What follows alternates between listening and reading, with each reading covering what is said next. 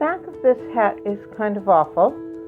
I have cut my transparent ribbon to about roughly the circumference of the hat plus that 18 inches on each side because I'm using that for strings.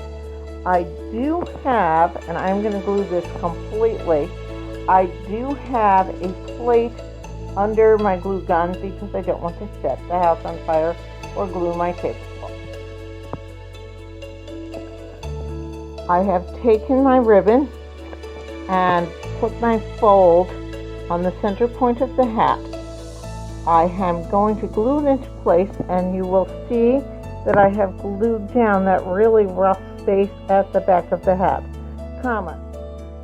glued in place, and I mitered the corners so the bonnet strings will hang down correctly. Please ignore the jar of Italian seasoning. I was using that to tamp the glue down so I did not burn my fingers. I cut a short piece of lace which I am going to glue into place as a bavalet. I've left the ends open on purpose because I'm going to take a longer piece and glue it inside the brim, and I am saving those pieces to tack over. Got the inside of the brim lined with lace. It's a little clumsy, but that's fine. It won't be visible when worn, and this is not something I'm going to wear all the time. Okay, I now have some plaid velvet in a sort of black watch pattern that I bought in a fabric store that I'm going to use for a scarf on the brim of the bonnet.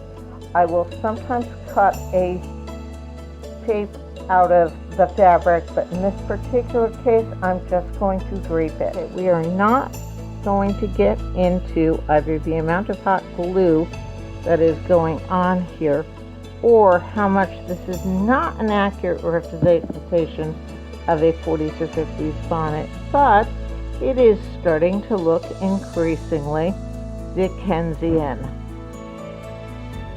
And now we are at the point where there are glue strings everywhere, and I'm starting to wonder what the heck I am doing.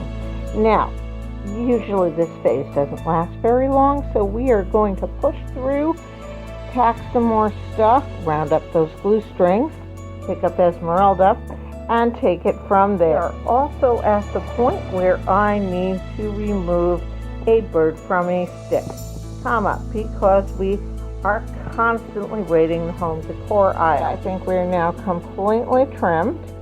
This is still a little raw looking, particularly right there. I'm probably going to do a little something, but I'm going to let it cure, tack in a few more places, and clean up those glue strings and see what we got.